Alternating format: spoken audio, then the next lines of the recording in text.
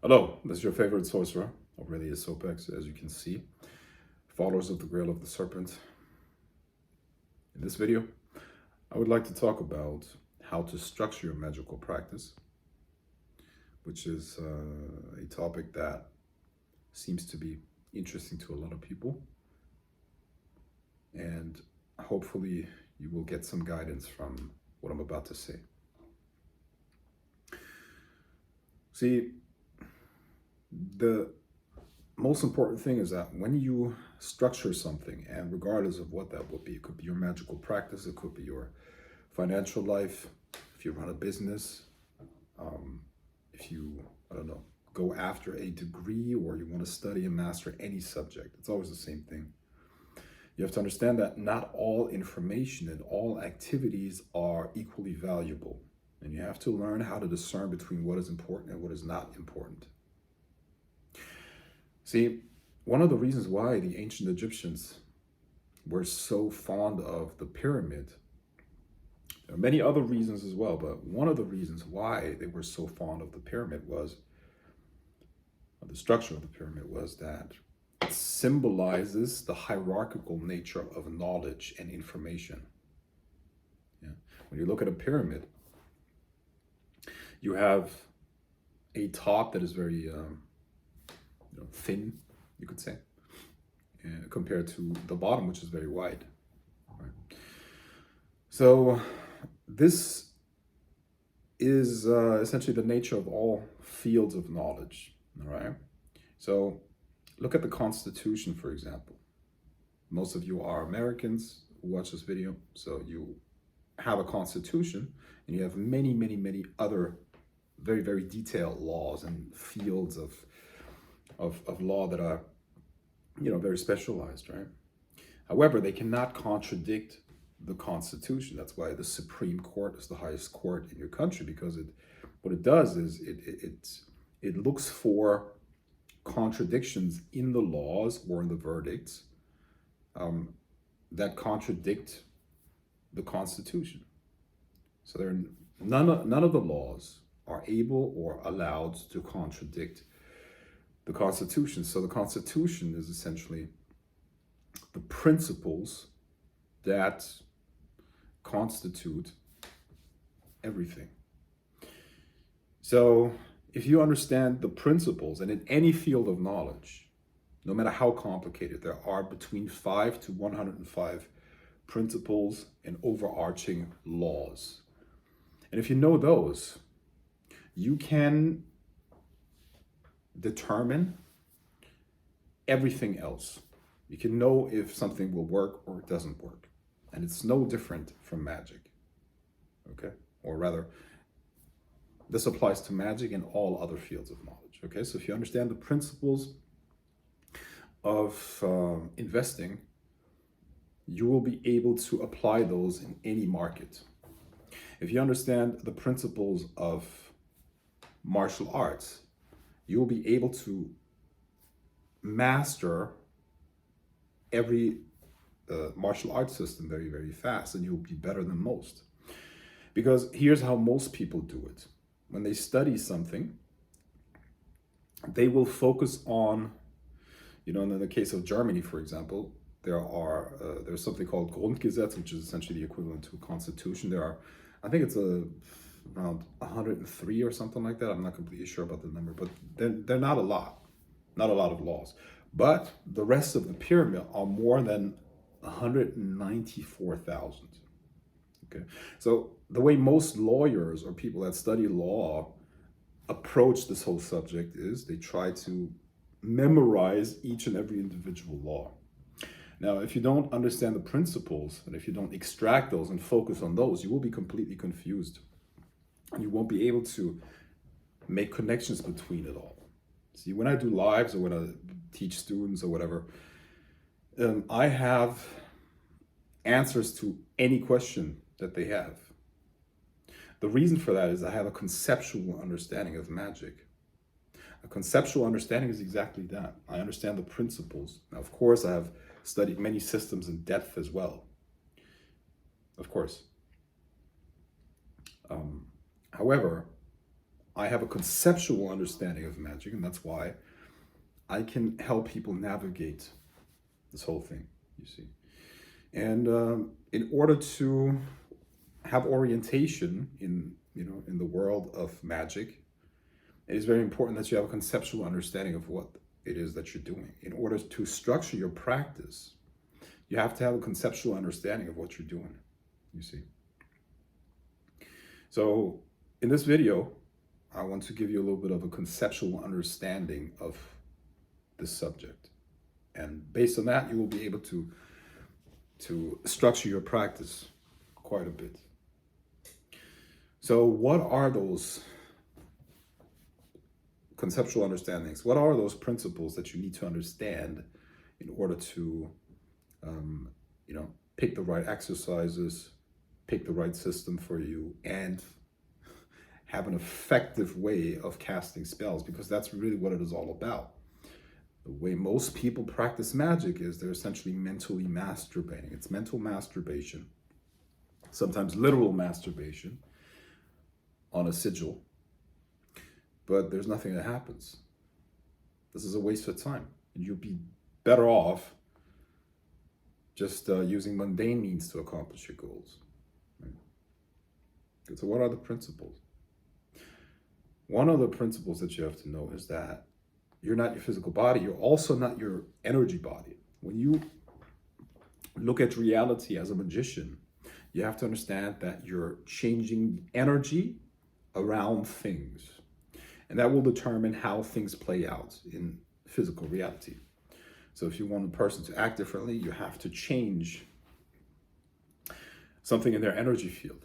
If you want to change a situation, you have to change the energy field that is around that situation. That's the most important thing. Now, you cannot affect an energy field with your physical body.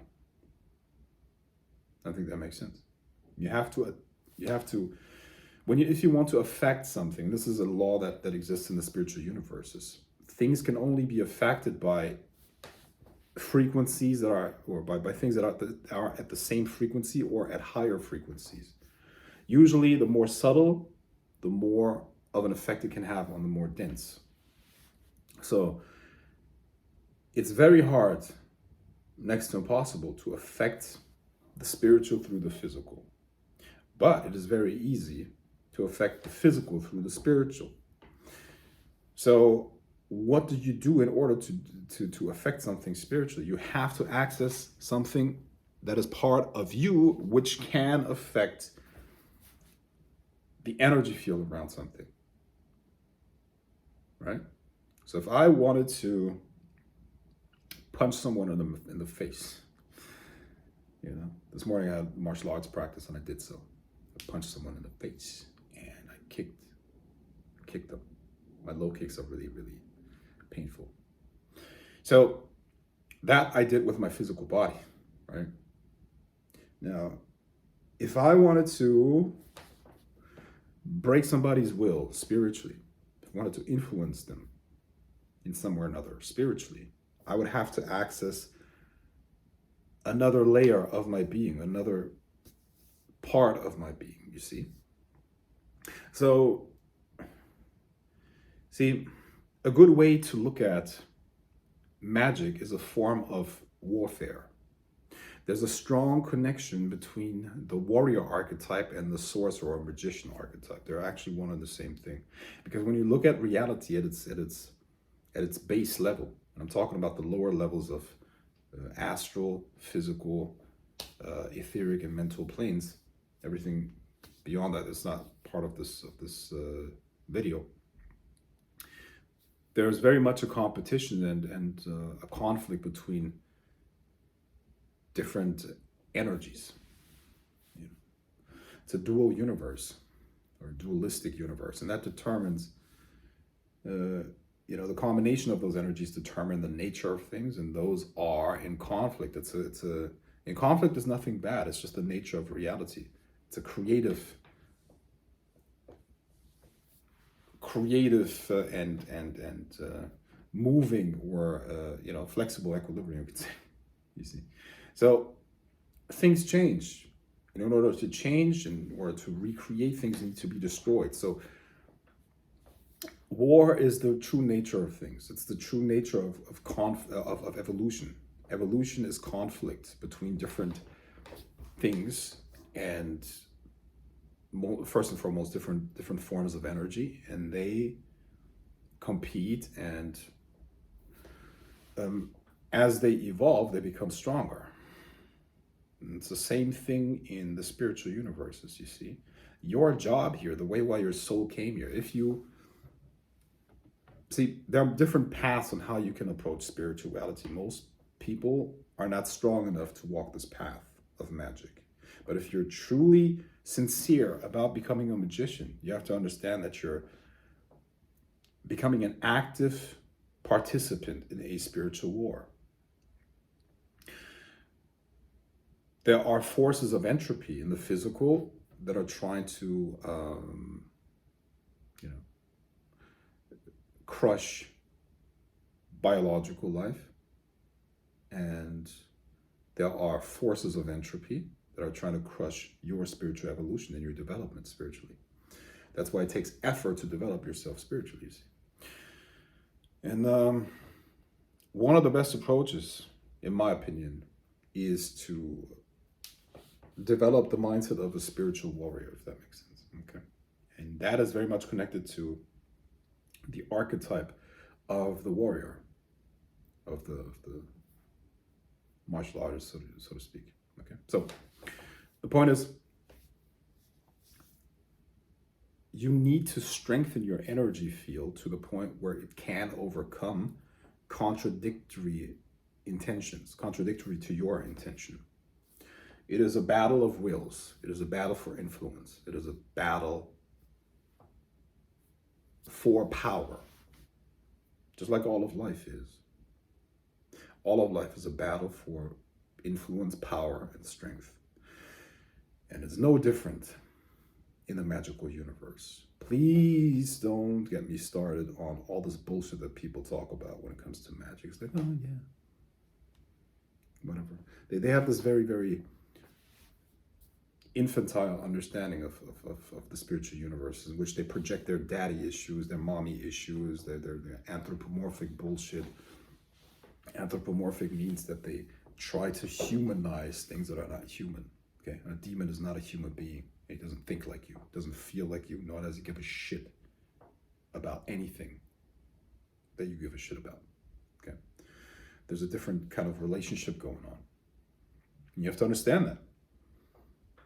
And as you approach spirituality and magic in particular like that, there are certain, based on that principle, there are certain things that make sense in your magical practice and others that don't. So what does that mean? Anything that weakens your spiritual bodies obviously is taboo or shouldn't be done. That's why you shouldn't take drugs. That's why you shouldn't smoke crack. That's why you shouldn't, even weed. Bad idea, bad idea, bad idea. Now, it doesn't mean that you can't have a drink once in a while. I personally, I don't drink.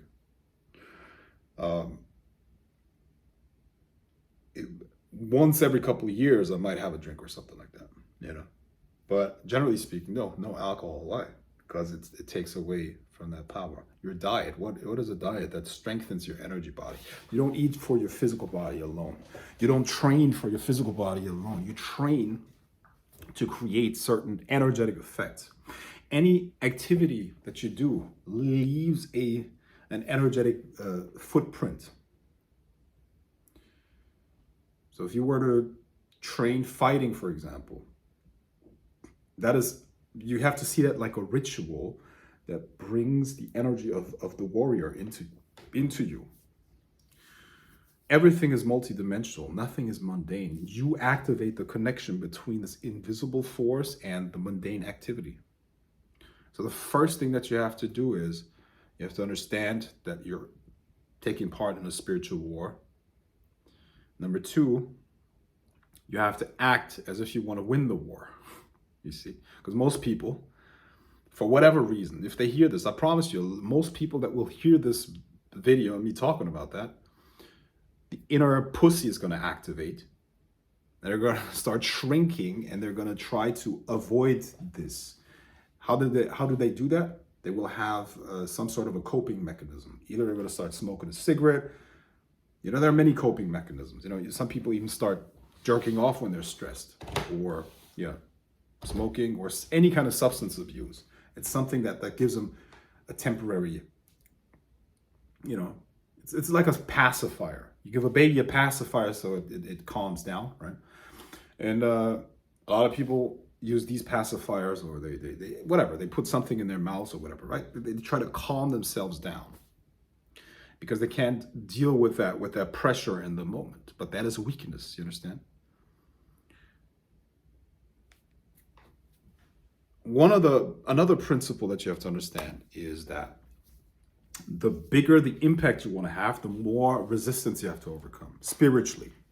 So if you have something that you want to create, the bigger it is, the more resistance you have to overcome. And you will feel that resistance as spiritual pressure. So as you move towards a specific goal, it will never be stress-free. It will never be accomplished without effort. So as you move towards the target, spiritually or physically, you will have to overcome the resistance. And the resistance is going to show up as energetic pressure.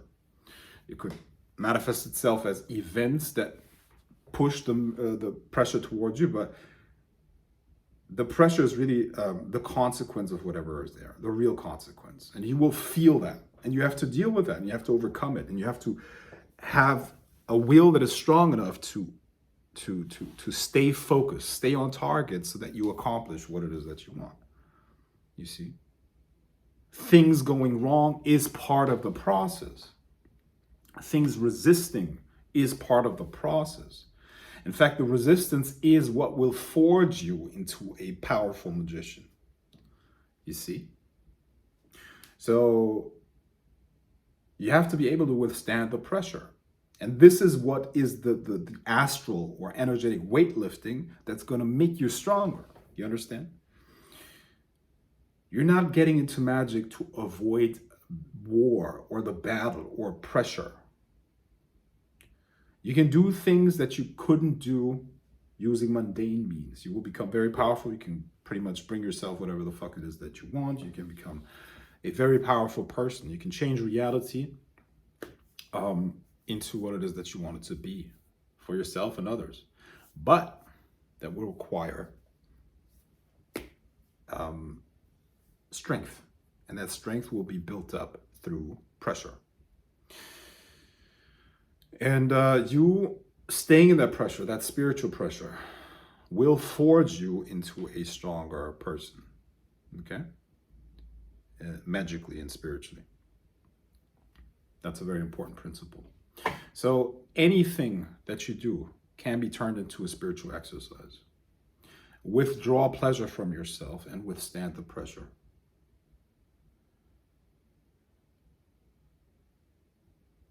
Restrict yourself and withstand the pressure.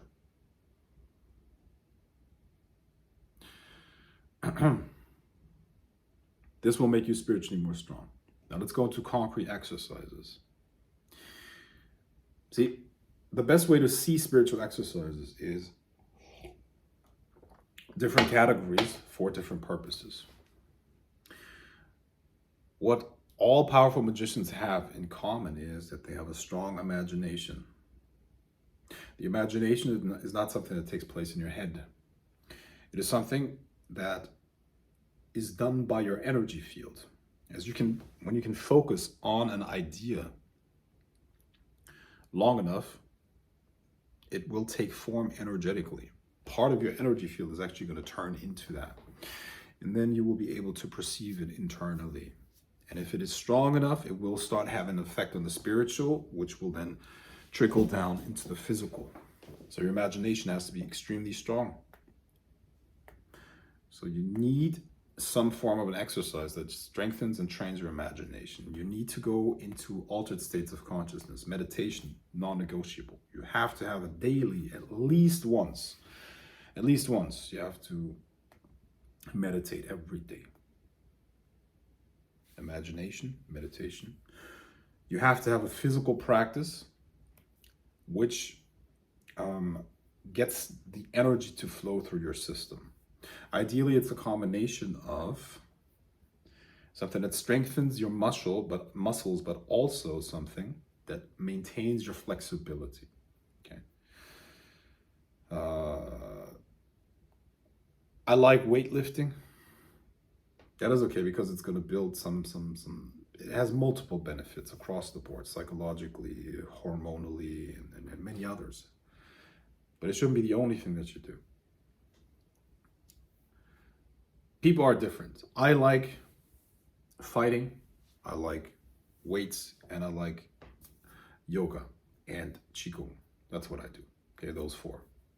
There's martial arts, there's fighting.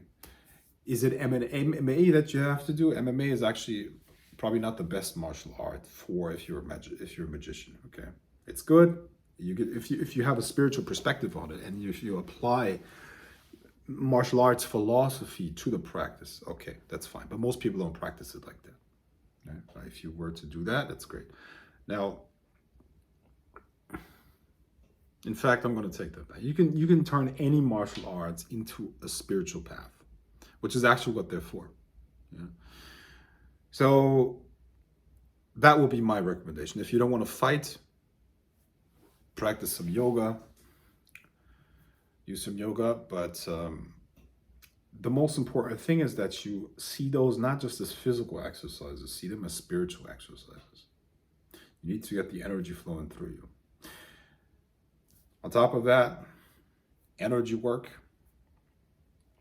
and using your astral body in various different ways, which means you need some form of divination and you need to influence the day on a constant basis. See, when you practice magic, your subconscious is going to open up a lot. And it's going to be so vast that you can't let it run on autopilot anymore because things are going to happen that you don't want to happen, that you don't want to have happen.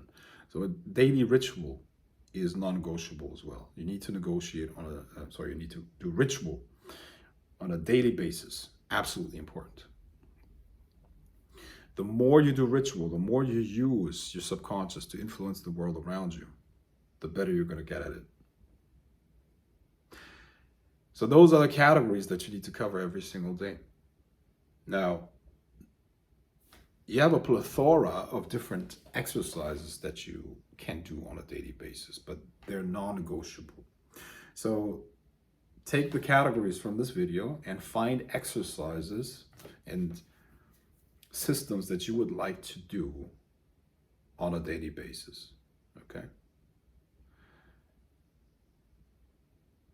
I promise you, if you follow those principles, you will get further faster than a lot of people that practice the Golden Dawn system, this system, that system, for 15, 20 years. They're not getting anything done because they don't know what it is about.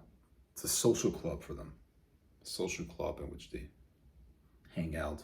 The real work is done in the dark by yourself where nobody's watching. And if you find that terrifying, please understand that in your last moments, when you're going to leave this body, when you close your eyes, you're going to be all alone. You and the spiritual entropy in the universe that you're going to have to confront. I know that most of you are running away from it. You're running away from the darkness. You're running away from yourself. But you can't escape this journey. We're all on the same journey, whether you're conscious of it or not. And the only true decision that exists is if you want to become an active player or if you want to be used by others. That's it. So hopefully this video can help you. And now I'm going to continue with my practice. And talk to you soon. Bye-bye.